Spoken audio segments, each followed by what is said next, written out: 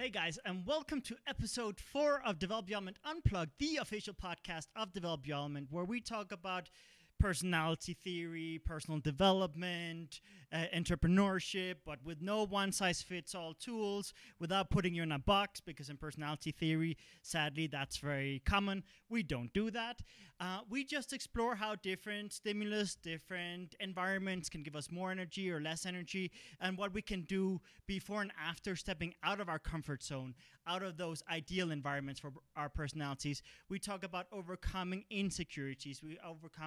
We talk about overcoming fears, and we talk about how to use our personality in a positive way. Many times we get judged, many times we get rejected because we use our personality when we're drained and insecure, and our personality is used in a destructive way. But those same things that can be used in a destructive way when we are in a regenerated state, which means in a high state of well-being, we're in that state, we will use our personality in a much nicer way. So we explore how to do that. There's a very fine line. There's a very small difference between arrogance that is off-putting and confidence that inspires. So we want to explore exactly how you can be the best version of you in all areas of your life. And today's program will be about business, entrepreneurship. We're going to talk about entrepreneurship in terms of how to create a business based on your personality. How do you sell as any personality, including as an introvert? How can you be an effective salesperson? Believe it or not, introverts, they have a lot of challenges, yes, but they have a lot of strengths that work very well in sales, and we're going to explore that. We're going to talk about competition and collaboration, how to approach both of those, how to maybe favor collaboration, but also how to have healthy competition, not destructive competition, where you destroy the market for everyone and lose sight of improving your product and maybe focus more on destroying the competition than innovating, right? So we explore many different topics. Team building is a big one. We talk about how to build teams, inspire and nurture those teams, guide and mentor those teams, how to create strategic partnerships. Basically, we're going to explore many different things we can do to have much more ease and success in business. So let's get down to it. Let's start tackling them topic by topic. And basically what we want to remind you guys as a base, I've said it in this program, I've said it in many programs. We're going to talk about a lot of different things, and we're going to give advice based on different personalities, different goals, and it's important that you take into consideration your goals and your personalities to create a business that works for you, instead of creating a business based on some celebrity that might be successful in business but might have very different goals, might have very different ethics, might have very different values, might have a very different personality. And as an entrepreneur myself in my first business, I made the mistake of trying to be the next Bill Gates, the next Steve Jobs, the next Mark Zuckerberg. I tried to learn from all the greats, and it's great to learn from them, but don't model your business based on their businesses. Because if you look at every one of those businesses, they've been successful because they've been different. They found their main differentiator, and they've run with it. The companies that we see that model themselves after other companies, most of them fail. And the ones that don't fail, they need to invest a lot of money in basically having products and services that are underpriced to take up the market share. And that's a legitimate option. I mean, you can do that, but it's not what we recommend. We recommend finding what you're good at, what you're passionate about, and building business based on your personality and goals. And we talk about context a lot. So when we talk about business, when we talk about getting advice, getting mentors, giving advice, mentoring people, we have to remember that if we go straight to judgment, straight to critiquing, straight to providing feedback, without understanding the context of the other person, we're not going to give them good advice. We're going to end up basically giving them the advice that we wanted to hear in that situation, or the advice that we have concluded they need to hear, without having all the pieces to the puzzle. So it's very, very important that we try to contextualize our advice, our mentorship, and when we seek advice, because in business, we're going to get a lot of advice. I mean, every single person you meet will have an opinion about how you should run your business. It's like when you become a parent. Everyone is going to have feedback and ideas on how you should raise your child. And sometimes as an entrepreneur or as a parent, that can be annoying. Sometimes it can be valuable. And how can you make that feedback process more valuable and less annoying? Well, you can do that by giving them more context so that they give you better advice, but also asking yourself, would I really want to be in their position? And if I don't want to be in their position, I won't value their opinion as much. I will receive it because you can learn from anyone, but don't get carried away absorbing everything from everyone. Because if you start trying to please everyone and adapt yourself to everyone, you get a bit lost. And in business, it's very easy, because in business, what happens? Oftentimes, we feel like imposters. We feel that, I don't know what I'm doing. When are they going to figure it out? I mean, I think most entrepreneurs, when they try to start a business, or when they start a business, they have a lot of oh shit moments of, I have no idea what I'm doing. I mean, how do you register a business? Where do you go? How do you do accounting? How often do you do accounting?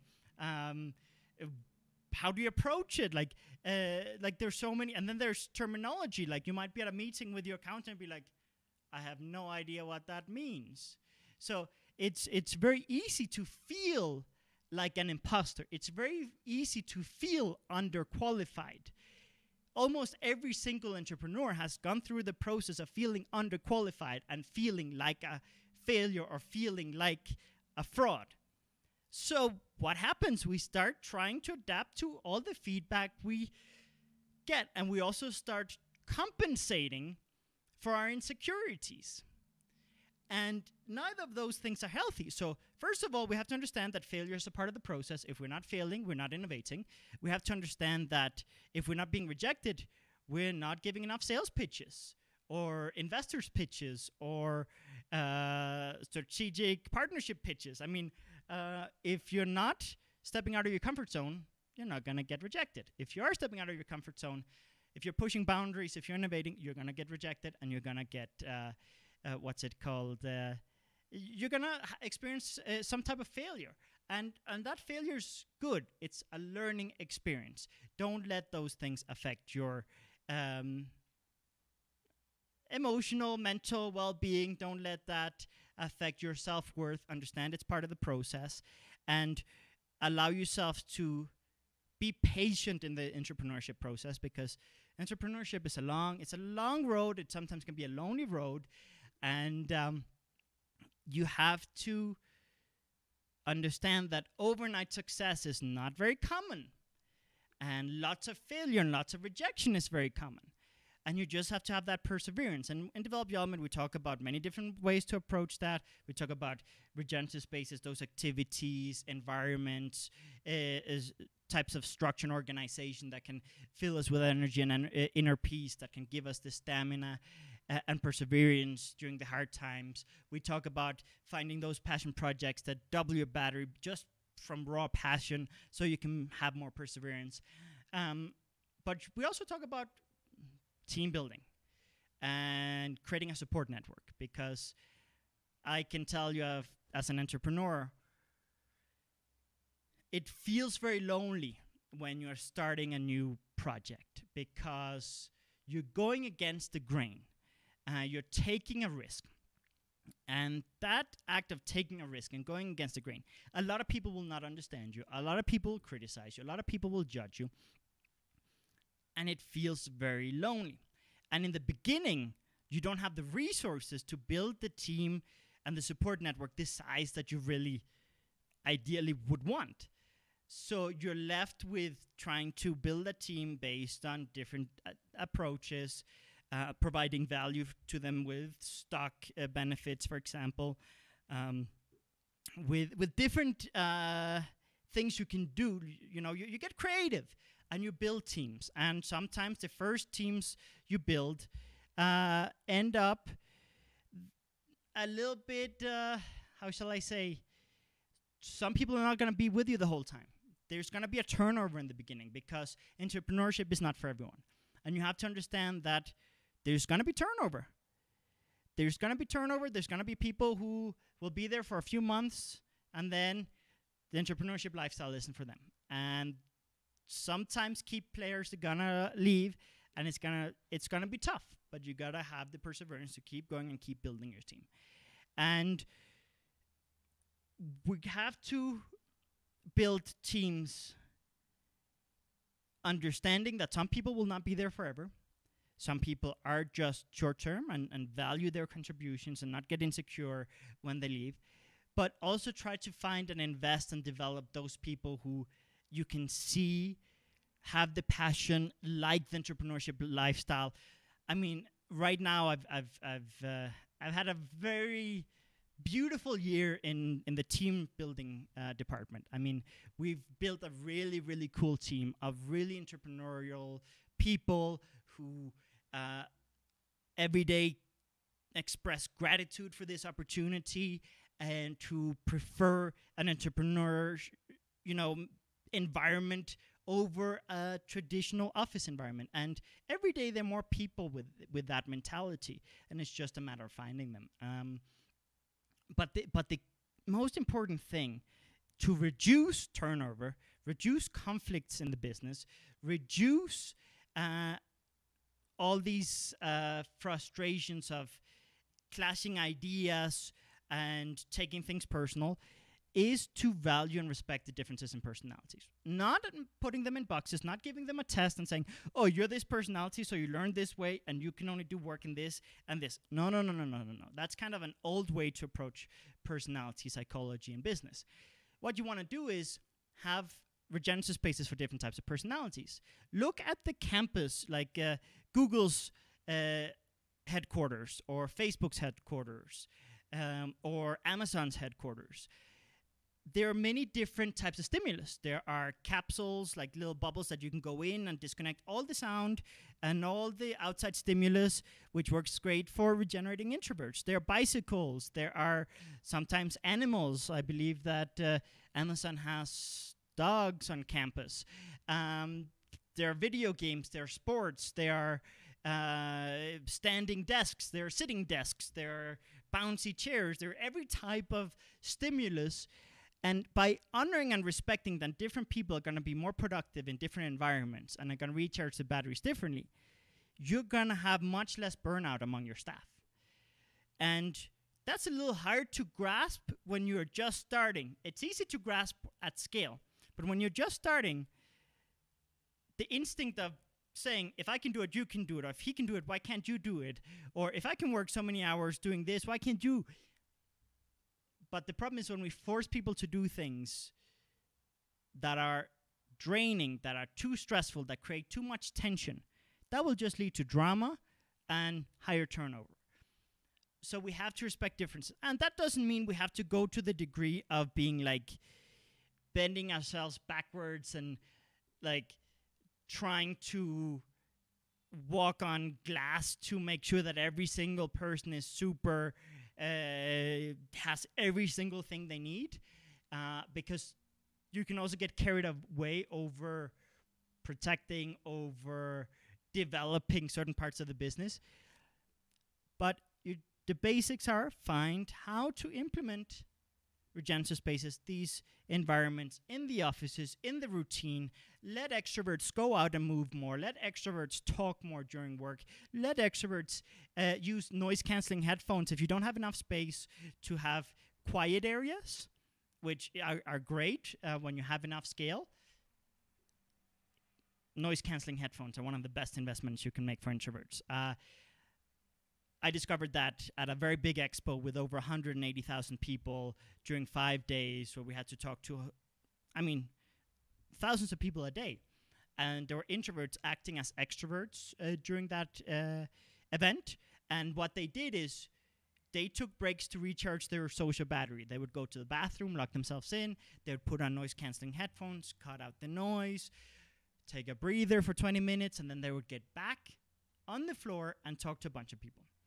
And in the offices also, while the extroverts are yabbering and talking and socializing and moving around a lot, the introverts, they put on their headphones and they disconnect from the outside world. So there are many different things you can do to make sure that each individual feels that peace, feels that relaxation, and can recharge and be productive. And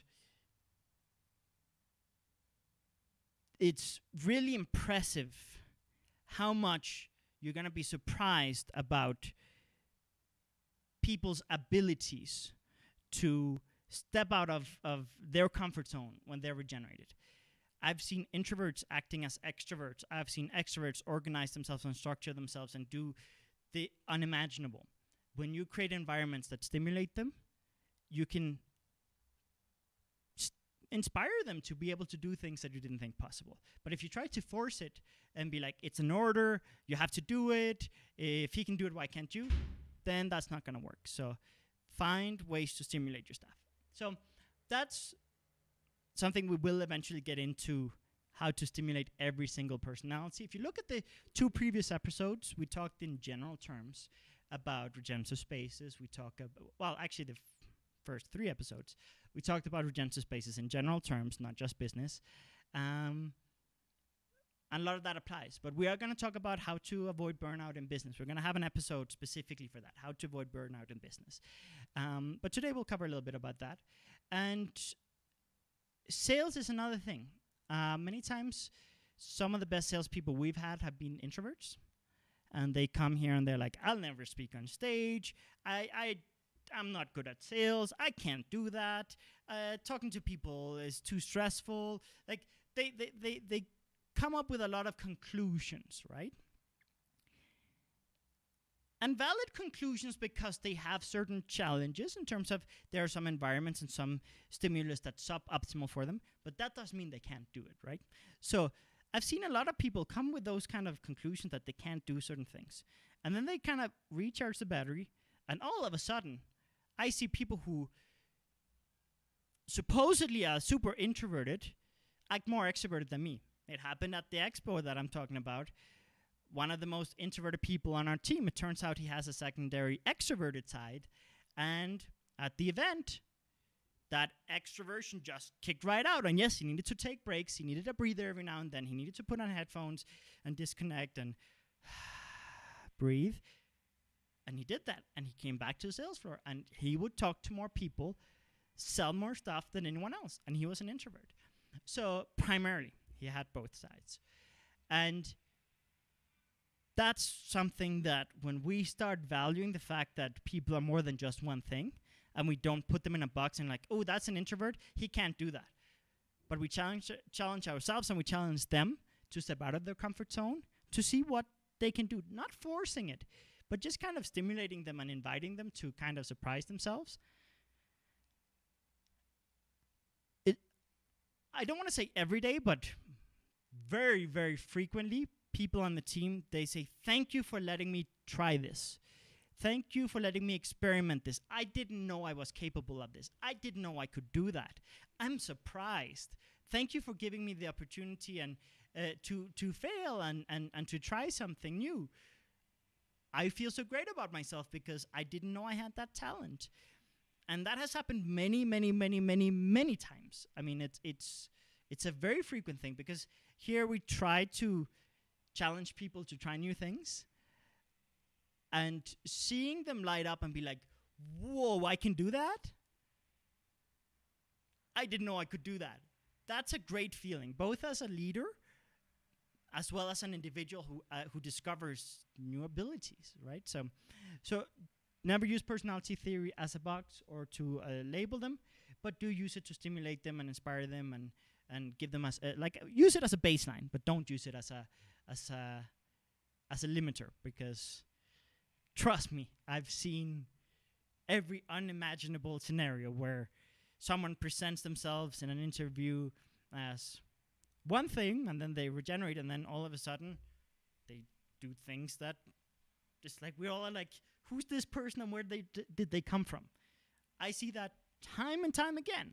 So be open to surprises. And also, when you're doing recruiting, as someone who has done thousands of interviews for various different businesses and projects, and recruited hundreds of people for different projects, I can tell you that there's some people that are going to show up and they're going to be super charming and they're going to convince you that they're the ideal candidates.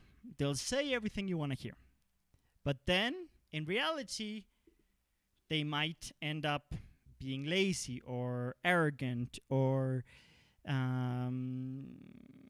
inconsistent. And you might have someone come to an interview and be like almost like shy and like nervous and being like, I don't know if I can do that, but I can try. And sometimes those that come in like I like that, like with the body language where you go, that guy's not gonna sell. I've seen those guys sell more than sometimes the ones that come super charming. So just be careful. I think something very valuable and very important is willpower, is desire, is aspirations. It's a mentality of collaboration and being willing to learn and step out of your comfort zone. Because I see people coming into a business with a mentality of, ooh, I know it all. I'm going to teach you how to do your job. And I have so much experience that you should listen to me. And I'm not going to try to learn new things because I already know things. And I've seen people show up with literally nothing to show for on paper, but with a drive that is mind-blowing. I would argue that most of the people that work full-time at development are people who come from lower resource environments, from jobs that maybe jumping from job to job, who haven't really had very defined careers, but who have a drive for something entrepreneurial, something like innovative, I think is the right word. Something where they feel that they can have an impact and where their challenges have been because of in the past with other businesses they've worked with where the processes maybe were too limiting and they felt they couldn't be themselves. And then they get here and they're like, they show like on paper and in the interview process, like, I don't know what I can offer. I don't know what I can do. I don't know. And then I kind of ask them questions to kind of, so what do you do? What do you like to do? And I kind of try to get information out of them. And I start trying to see the things they've done, maybe not in a professional setting, but just kind of in the personal time and see their personal achievements or projects. And then based on that, I've seen, ooh, this guy might have a talent for editing videos, or this guy might have a talent for photography, or this guy might have a talent for web development. They just don't know it yet. Because most of the people, like, not a single person here has official training in video editing, in web design, in anything that we do on a technical level. And we have been able to do a lot based on trial and error, learning, developing skills, and just finding which people have most passion for it. And it's very easy because we have a diverse team of different personalities with different strengths, different challenges. And interestingly enough, it's very clear there's very specific people who are very specifically taking charge in different areas of the business. And it's wonderful to see. And yes, in the beginning, they would feel insecure because what can I contribute? What have I contributed? Many times they would downplay their contributions and they wouldn't see all the great work they've done. And it was a process to make them see it, because what happens? When we see other people having ease with something that's difficult for us, we value that more than what we do. So basically, in the beginning, if someone was very good at video editing but didn't know web development, they would not value what they do in video editing because, oh, I can't do what he does, or vice versa. And it's a very common thing, and this is very important for sales as well. Know your value, know your worth. Understand that just because for you repairing a computer is super easy doesn't mean that for your client is. One thing that I like to do is repair computers and phones for people, and it's one of those things that to this date I don't see a lot of value in because I can do it with a blindfold on almost. So when people pay for those services, I go, no, don't pay for that. I'll do it for you. And to this day, I admit I still do that. About a week ago, I repaired a screen, and it turned out to be a much more complicated repair. I had to go buy a bunch of tools for it, and a heat gun, and all kinds of different things just to fix that screen. And I didn't charge any labor for it because it's like, they wanted to charge her so much money for the labor, and I thought that was unfair. So Steve is behind the scenes, and he's pointing out that he ended up doing the repair because I was dying of asthma that day. Yes, it was a collaborative process that became more of a delegative process. That I was like, yeah, so let's go together and buy all the tools, and you get to do a lot of it. And he was like, you didn't charge labor for this? I would have charged like $100 for this. This is crazy. I mean, I have to do this. And I was like, yeah, get it done. But because for me, repairing computers, as you can hear my coughing, I've had a bunch of asthma this week, and last week it's been a process. Because I didn't see value in it, and still have a challenge seeing value in it, because it's something I grew up doing naturally. Every time someone pays hundreds of dollars for it, it's like, why? And the reality is, those people, that is valuable. I remember one time I repaired a computer for a friend in Canada, and I repaired it for him, and he bought me a bottle of vodka as thank you. It was the first time someone had given me something as a thank you. And he told me, you don't realize the value of what you just did. For you, this is super easy, but for me, this is impossible. You've just saved me hundreds of dollars and several days, because if I had taken it to the shop, they were going to give it to me several days from now, and they were going to charge me hundreds of dollars. You just did it for free and super fast. So thank you. And I was like, you're welcome. But that moment made me realize, whoa, I am not valuing my services, and I'm just giving them away. And yes, sometimes you want to be generous, but there's a difference between being generous and devaluing yourself. And that was a big shocker for me. And when that moment happened, I started realizing in many different areas of my life, I was underselling and over-delivering, and it was like, whoa. Now, I'm telling this story hoping that you probably have a similar story or similar memory of you doing something and not seeing value in it. So when we work as a team, getting back to the original idea, there's so many directions you can go when you talk about this, but going back to the original idea, as a leader, you have to make sure that people understand their worth, because we're always comparing ourselves to others. Like it or not, it's human instinct to be like comparing ourselves and evaluating our achievements based on other people's achievements. And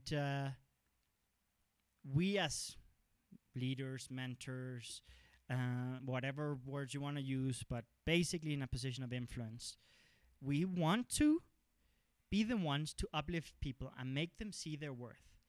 And it can be a process, because people, they have their insecurities because of judgments, because of criticisms, because of failure, because of many different things. I mean, even chemical balances in the brain. I mean, there's all kinds of different things.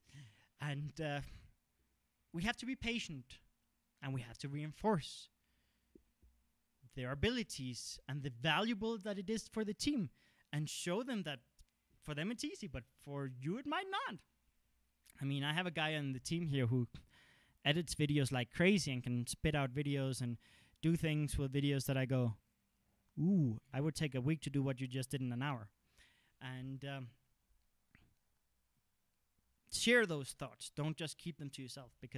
And there's some people that look very confident, that act very confident, but inside are very insecure. And there are some personalities. I mean, we talked about the fiery personality, you know, an extroverted personality that focuses on image and status. They have a hard time. They have a hard time admitting when they are feeling insecure. So they might put down others when they feel insecure, or compensate by overworking themselves. But they will act very confident. And one thing I've had to tell my team is, as a leader, there are some people of some personalities that I have a harder time giving compliments to, because they act with such confidence that I don't realize how much they need it. And I have to challenge myself as a leader to remind them of their greatness, because we all have our insecurities. We all feel like imposters sometimes. We all feel incapable sometimes. We all devalue our work sometimes. So having people just take time to give positive feedback is very valuable, because people are quick to criticize. People are quick to judge. People are quick to be like, this is wrong, this is bad. But people have a harder time giving compliments of things that they think are obvious. I'll give you an example. There are some very traditionally good-looking people that think they're super ugly.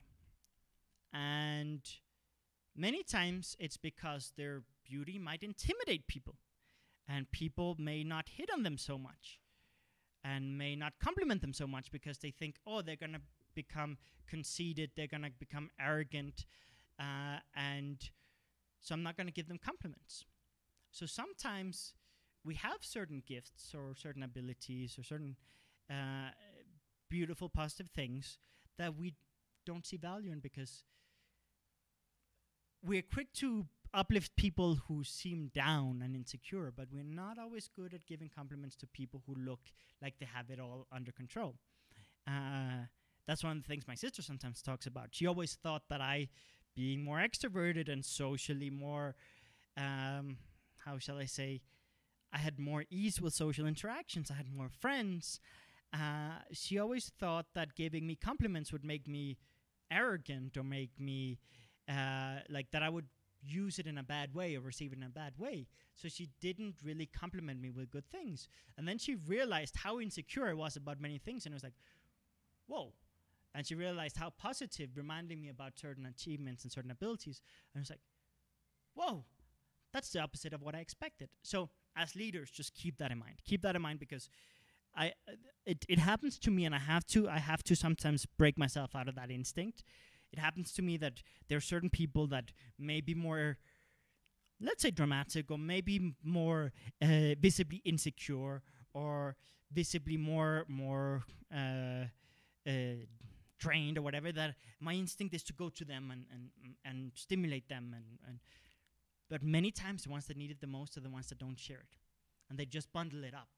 And that is something we have to challenge ourselves to give compliments to everyone. Remind people of their worth. Do it with gratitude. Do it with thank you for that. You don't know how much that means to me. That thing you just did, it's so valuable for the team. Thank you for your contribution. It's as simple as that. Thank yous. Give thank yous. Now, let's talk a little bit about sales. Introverts and extroverts. If I were to make a poll, what personality is best for sales? Most of you would probably say extroverts. Scientifically speaking, based on studies, the answer is actually ambiverts, somewhere in the middle, because ambiverts have a natural ability to adapt themselves to introverted clients' needs and extroverted clients' needs. Extroverts trying to organize and structure themselves and act very introverted can cause tension, can be stressful. Introverts trying to be overly social can be stressful, can cause tension. That doesn't mean they can't do it. But ambiverts have more ease and natural ability of adapting to either side of the scale.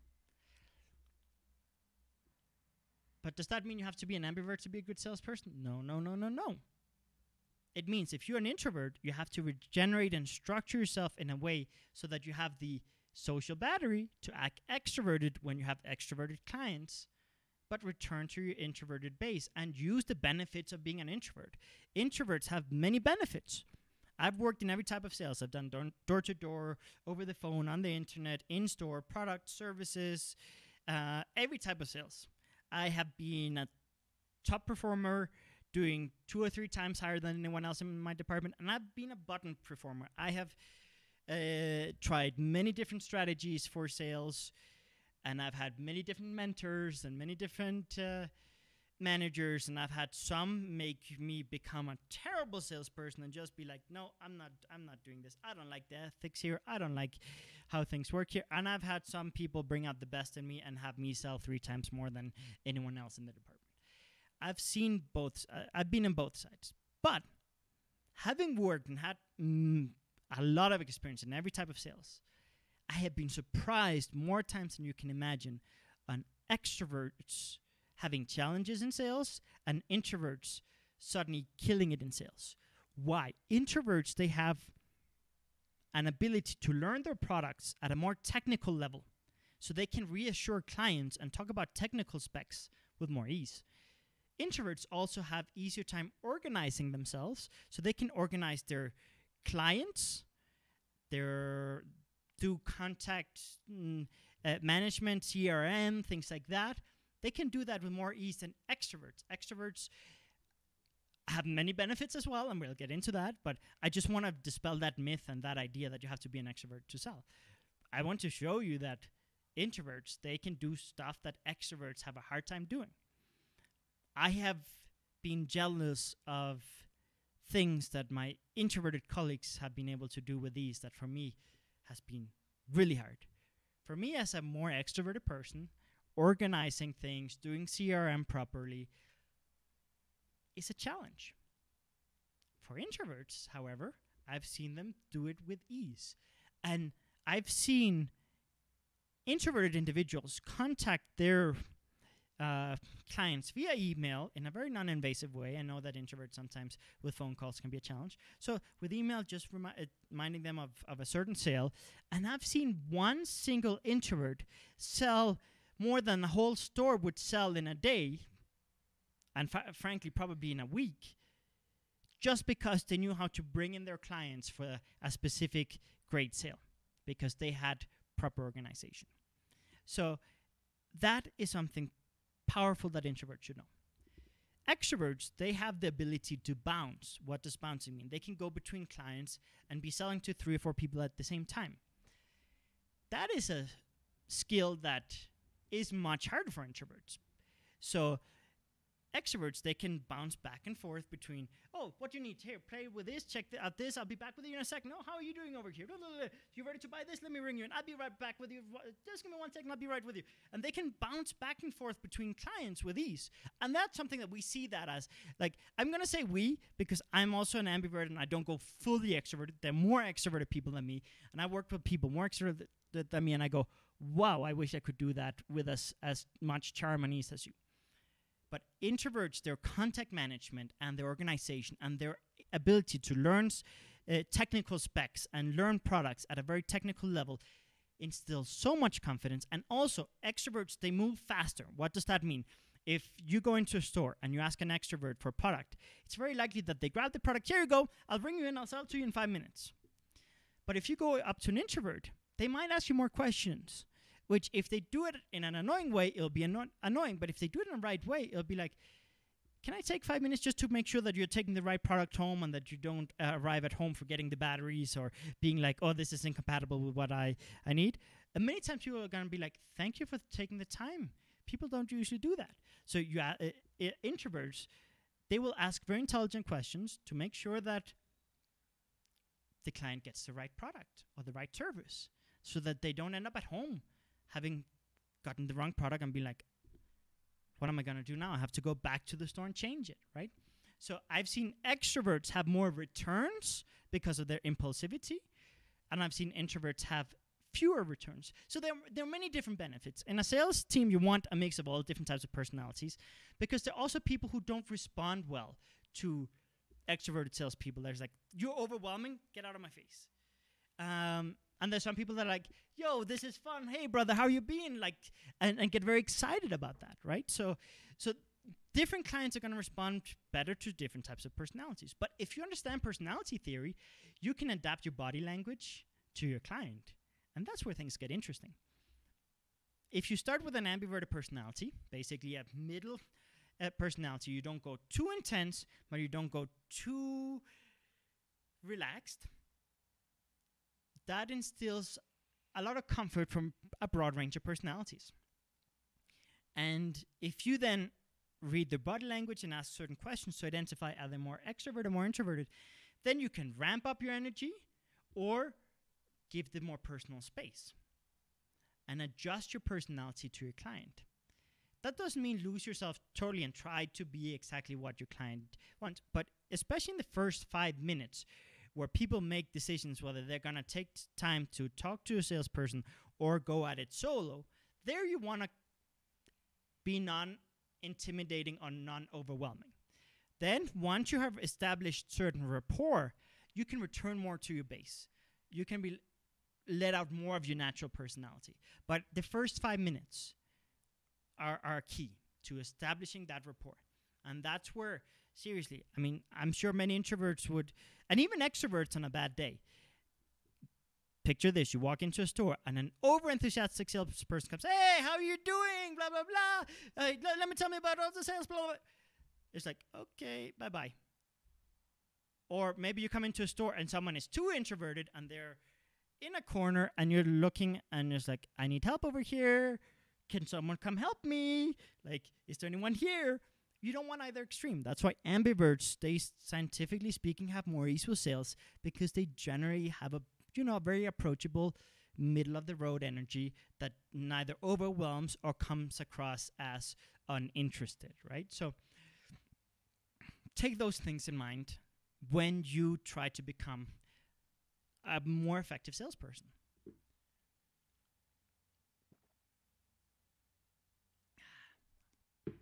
So take that in mind and understand that first you have to understand your personality, and then second, your client's personality. Why?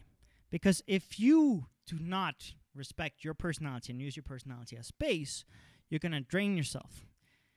Introverts, when they try to act overly extroverted, their heart rate goes up, their muscles get more tense, they start to sweat more, it's more stress on the body.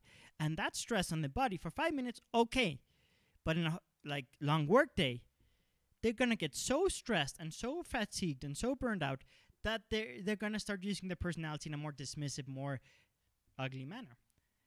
Extroverts, if they try to organize themselves and structure themselves too much in a forceful manner and try to be too quiet, too still, the same is going to happen. Heart rate goes up, muscles get more tense, start sweating more, anxiety kicks in. Again, the personality doesn't become the most attractive. We are more attractive, we are more magnetic when we are at a regenerated state. When we're in a drained state or in an insecure state, we don't instill confidence. We project desperation. And when a salesperson projects desperation, we don't trust anything that comes out of the mouths. If we think that they're trying to sell us based on desperation, we're going to imagine many different things. We're going to think, he just is offering me this product because of commission. And maybe he needs to pay the rent and he's just selling me this because of what gets him more commission, but maybe that product is better. How am I going to know? Maybe I'm going to take time to research it and I'm not going to buy today. But if you have a salesperson that doesn't come across as desperate and instills confidence and shows that they know what they're talking about, all of a sudden it's like, oh, thank you for your guidance. Sales can either come across as a service or a scam. There's hardly a middle road. You want to be the person who's providing a service. You want to solve problems as a salesperson. If you're in a more regenerated state, You have more mental clarity to find the right product, the right service, the right solution for your client's problem. If you ask enough questions, if you ask more questions than provide answers and solutions, you're going to provide better solution. That's something, again, extroverts sometimes we move too fast and go straight to solution. They want to slow down the sale a little bit, ask more questions to ensure that they have the right product for their client. So there are many things, when you talk about sales, there are many, many different things that we can talk about.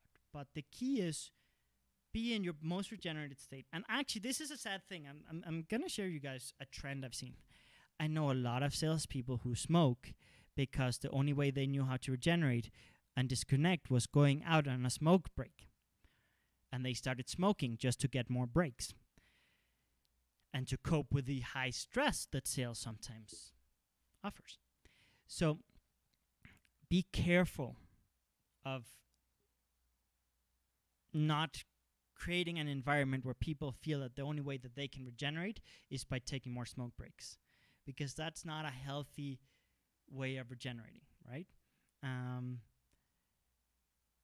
I've seen it time and time again where people start smoking just to get more breaks at work because it's so stressful. So one, you want to reduce how stressful it is by empowering them based on their personality. But two, you want to provide them with more ways of regenerating. You want to provide them with more different breaks and basically measure your salespeople's performance, not based on the amount of hours they're on the sales floor, but based on the amount of sales they're doing, right? And if someone can take more breaks and do more in less time, that's great.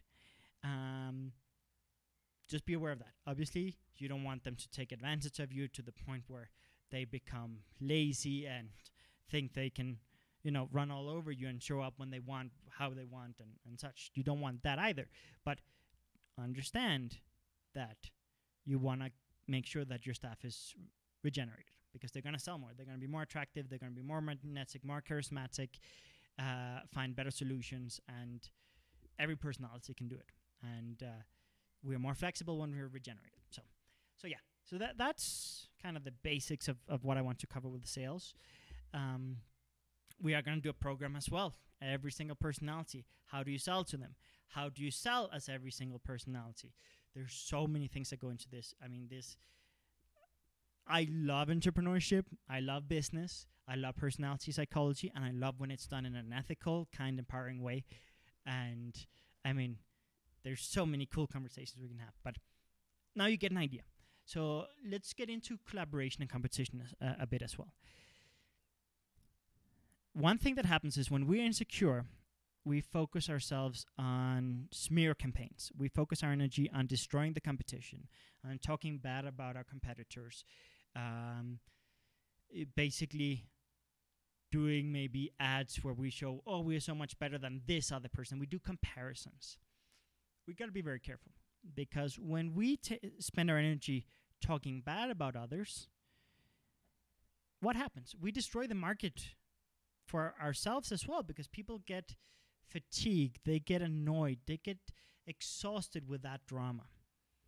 Also, if your focus is on your competition instead of on your innovation, what's going to happen? You're going to stop innovating. So it's much better to allocate your resources, your money, your time, your energy into improving your product or service. Yes, you can learn from the competition. Competition is healthy if and when it's done right. In terms of monopolies are not healthy. They're destructive. They kill innovation. Apple is better because Samsung exists. Samsung is better because Apple exists. Xbox is better because Sony exists. Sony is better because Xbox exists. Windows is better because Windows exists. Because Mac exists, and vice versa. Having a competitor that challenges you to innovate is great. Having a competitor that inspires you to be destructive, not so great. So focus on improving your product. Yes, you can learn from your competition. What are they doing right? Instead of what are they doing wrong, what are they doing right? And what am I missing? What am I missing what have they figured out that I haven't figured out yet? instead of what have I figured out that they haven't and let me destroy them.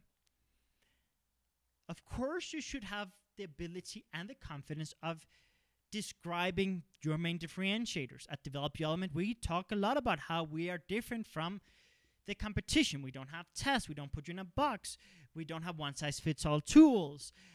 We have ethics where we want to be obsolete. We don't want you to depend on us. We don't want you to have to come back to us time and time again and invest a lot of money to function. We want you to be able to choose for yourself based on our services, whether it be free or paid, and come one time and already change your life. And yes, you're welcome to come more, but not based on dependency, not based on manipulation, right? There are so many things that we do to describe how we are different from the competition, but we don't get carried away destroying the competition in terms of, oh yeah, that technique is terrible. That technique is terrible. Trust me, while I would love to spend time talking about everything flawed and wrong with all the main personality, psychology, personality theory solutions out there, I also understand that even though they are all flawed, and Develop Your Element is also flawed, there's no perfect solution, and some tools work for some people and some tools work for other people.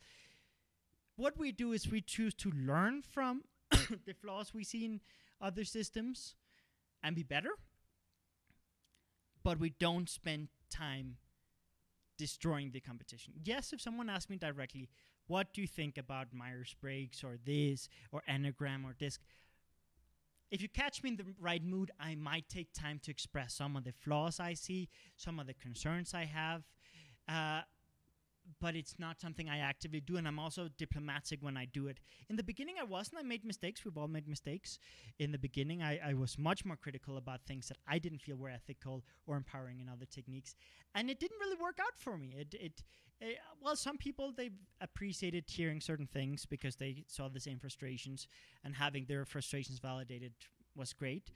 Other people who maybe saw positive things in those techniques, and maybe I criticized too harshly from their perspective, they maybe became more critical of Develop Your Element because they were like, hold up, no, I don't like that narrative, right? So don't waste your time. Just, if you see something you don't like in the competition, find a solution. Most success is found by creating solutions that are new, that are fresh, that are different from the market. So if you can do something different and better, that's great. Yes, take time to educate people that what you do different and better, but without naming names for as much as you can, without going head-to-head against others. Yes, some people are going to tell me, well, sometimes a beef can be good for business. Yes, sure. Sometimes a public competition can be good for business. But many times there are too many bad consequences to be worth it. And ethically, from my perspective, it's not worth it. And yes, sometimes there are beefs that are pre-planned, where you have competitors that are acting like they're against each other, but really they're both doing it to increase market share.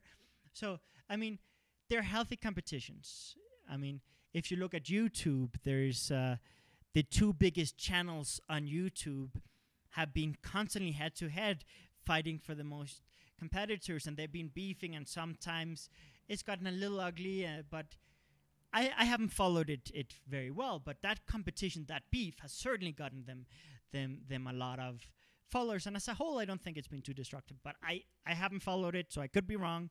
But I certainly know that in that instance, it worked. And that's why in Develop Your Element we say we don't want to give one-size-fits-all solutions, because I might say it's not a good idea, but someone might find a way to execute it in a way that works. But as a whole, if you do execute public competitions, make sure to communicate certain appreciation for them. If you look at the Apple versus Microsoft in the 90s, Apple almost got out of existence. They almost failed utterly because of destructive competition, both within the user base and within the company. People had the mentality that for Apple to win, Microsoft had to lose. They had a zero-sum mentality. And that zero-sum mentality was not healthy. and it basically killed innovation within Apple. Apple stopped creating innovative products, and they just started copying HP, IBM, and everything they could imagine. I mean, they came out with gaming consoles. They came out with every type of thing you could imagine, right? They had a period of lost identity because they were focused on destroying the competition. And it's only when Steve Jobs came back and was like, we're going to kill all our product line, basically, and we're going to focus on what we do right. We're going to focus on who we are, and we're not going to focus on destroying Microsoft. We're going to look at them as a partner, as a competitor, but we're not going to focus on destroying them. We can both exist in the same market by finding what we do different and better than Microsoft. And that's where they were like, ooh, Microsoft is not doing tablets or phones very well. Maybe we'll release something here. The general state of the phone market is terrible. Let's come out with this. iTunes was actually one of the first brilliant things they came out with. The iPod, the process of downloading MP3s and organizing them on an MP3 player, it was a mess. If you downloaded them off of pirated sites, the titles were all wrong, the quality was inconsistent, organizing them on a device was really impossible almost. But iTunes provided a very easy way to get your music very cheap or easy, boom, boom, boom. And basically, Apple started and basically became the #1 market share company in the world because of their ability to see where other companies were failing and where there was an opportunity instead of trying to talk bad and destroy. And yes, there were campaigns within Apple, Apple versus PC campaigns. But as a whole, the things that contributed most to Apple's success was finding where Apple, where Nokia, where, the key players in certain markets were not innovating enough and where they could innovate. And that's what worked for them. Not trying to destroy the competition. So, yes, sometimes you can have healthy competitions. And if you look, there's a very, very beautiful interview with both Steve Jobs and Bill Gates. If you haven't seen it yet, I strongly recommend you watch it. It's an interview where they both express gratitude for each other. They both express how they both have contributed so much to the same industry, and each one is better because of the other one's existence. They explore how in different moments they have collaborated, where Bill Gates actually went and provided software for Apple. They talked about how Microsoft was the #1 software provider for Apple outside of Apple. They talked about how they really were collaborators in a lot of areas where people didn't realize how much collaboration went on behind the scenes. They talked about just the amount of gratitude and respect they had and what each one did that the other one hadn't done, right? It's a beautiful interview. Definitely watch it. It's an interview that will make you think about competition and collaboration differently. It's an interview that will, if you're a Mac person, value Microsoft more, or if you're a Microsoft person, value Mac more. It really is worth watching. So that aside, the point is, when you can choose competition over collaboration, when you can choose healthy competition over destructive competition, there's nothing more beautiful than a healthy competition. And yes, it can be public or it can be private, but make it healthy where you show gratitude for the other. If you look at Apple versus Microsoft, they have had a very public competition.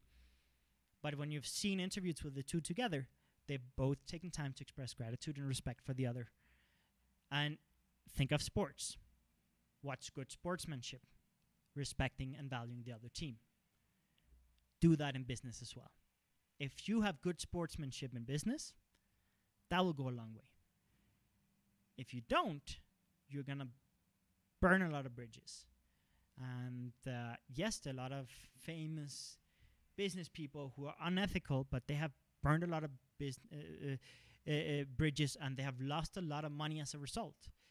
And you see a lot of scandals come out on the news and people being on top and then falling to the bottom because of unethical things they've done. So don't resort to that. It might sometimes be a quick boost, but it's not a sustainable boost. And I mean, just look at Apple's history. When they realized that destructive competition wasn't the way to go and they realized collaboration and innovation was the way to go, that's when things changed. And if you are stuck with a business that's not working and you resent your competition and you blame your competition, then it's actually your fault. You're not innovating and you're not appreciating your competition. So that's another thing that really needs to be talked more about, because we're taught to stand up for ourselves. We're taught to be competitive. We talked about, I mean, so many different famous people talk about killing it and, crushing it. And I'm all for killing it and crushing it. But just be smart about how you do business so you don't destroy your market.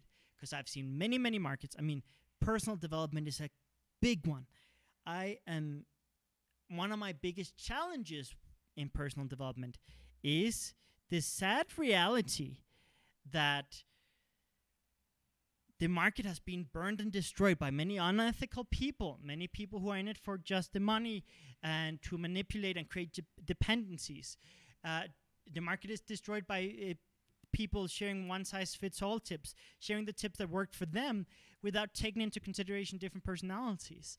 I mean, it's a market that to some degree has been burned by a lot of destructive competition where people talk bad about other mentors and other people, and the amount of backstabbing and mean criticisms that I've seen within personal development, it's terrible.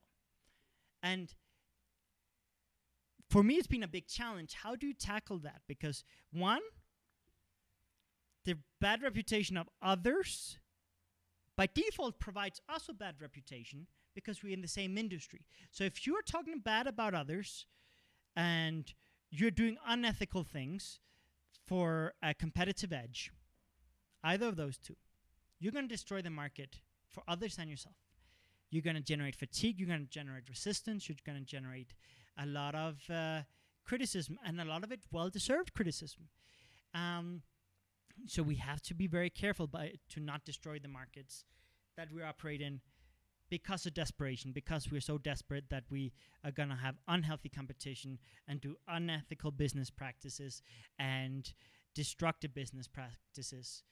Focus on innovation and gratitude for the rest of the market. What I generally do and the way I've found to have gratitude for my competition. Yes, I am going to obviously express the things I don't like in general terms without naming names. But I've also learned personal development, no matter what tool and no matter how unethical and how many opinions I can have about a certain technique, personal development can change lives just in the sheer fact that when a person decides to change their life and show up to a personal development workshop or invest in a personal development book, even if I disagree with the tools and the strategies, just that moment that someone chooses to invest in themselves is a beautiful moment. It's a moment where a certain person decides to give themselves more self-worth, right? So that's a way that I found to have gratitude for my competition. Because in the beginning it was hard, because I would get frustrated. I hate seeing people I care about being abused or taken advantage of by people in the industry. And my first instinct was to fight, was to criticize, was to clash with those unethical things. And instead, now I've learned innovating, leading by example, sharing a different way of doing things is a much healthier way. And having gratitude and realizing that different people need different things, and one person might see something as positive and another person might see the same thing as negative. And, there's something for everyone. So we have to respect that. We have to value that. And that will change a lot when you have enough confidence in your product and service to focus on innovation instead of unhealthy competition. So yeah, those are kind of the main topics I've wanted to cover today. An overarching one I want to say is, as entrepreneurs, burnout is a very, very, very, very, very big problem. And burnout stems from us overworking ourselves, letting our insecurities push ourselves too far, and also modeling our businesses based on the success of others. If we model our business trying to be the next Steve Jobs, the next Mark Zuckerberg, we're going to fail. I mean, my previous business, I spent too much time trying to do what was the standard in Silicon Valley. In Silicon Valley, they do this. In Silicon Valley, they do that. This is what they do in this. This is what they do in Facebook. This is what, and yes, sometimes things worked, but many times it didn't, because I have a different personality. I have different goals. I have different strengths. I might be in a different environment, a different culture.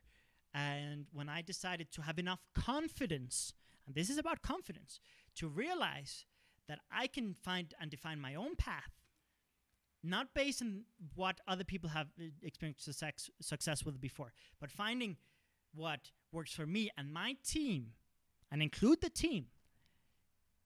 What are our strengths? What are our abilities? What are our goals? And how do we want to make a business different of what exists in the market? That's when things get interesting. And that's where Develop Your Element was born, a lot from problems we had in the previous business with conflicts of personalities where things weren't flowing. And we actually designed a lot of the tools for Develop Your Element to fix a lot of problems in the previous business. And a lot of the problems in the previous business was I didn't have the confidence to do things in the way that were optimal, and I followed too much the advice of others. I followed the advice of my grandfather he has a saying, first be, then way of being, which basically is first get to a lot of success and then have the lifestyle that you want. But by doing that, I robbed myself of all the activities that filled me with energy, that inspired me, and that made me burn out faster. Finding more balance between focusing on business growth and career growth, and also stimulating myself with the things that fill me with energy. Finding more balance there helped me be much more productive and achieve much more with much more ease, right? I read books about how the workflow should be, how the tasks should be organized, how the team should be led, and I tried to execute on that. And when I did things that weren't natural for me, it backfired. When I found the way that works for me, the team started coming together. And I mean, now we have an amazing team that has a lot of harmony and can have healthy discussions and disagreements and ideas. And it's amazing. But it wasn't amazing when I tried to model the business after every successful business that I could study, right? And if you study multiple businesses, you'll realize Virgin is very different from Facebook, and it's very different from Microsoft, and it's very different from Snapchat, and it's very different from, I mean, every industry also, but even within the same industries, every single business that has found a lot of success have found it by being different, not by trying to be the same. And the ones that, as I said in the beginning of the program, have tried to compete with existing products or services in the market and tried to do the same, have had to do it by undercutting and having loss leaders and really investing a fortune into and accepting losses for a period to grab more market share. And while it is a legitimate option if you have the resources and the money to do it, as entrepreneurs that are starting out, I don't think that's the best approach. I think you're going to be much more agile, much more productive, much more impactful if you find a way that you don't have to force as much. But again, there's something for everyone, and we don't want to give you guys one-size-fits-all solutions. So I think that kind of covers the basics that of how we talk about personality psychology and its relation to entrepreneurship. I'm sure I've missed stuff because there's so many different things we talk about. I mean, we have workshops where we talk multiple days about these things, multiple days of 8 hours. So squeezing it all into a 1 hour, 1.5 hour podcast is not realistic, and we're not really trying to do that.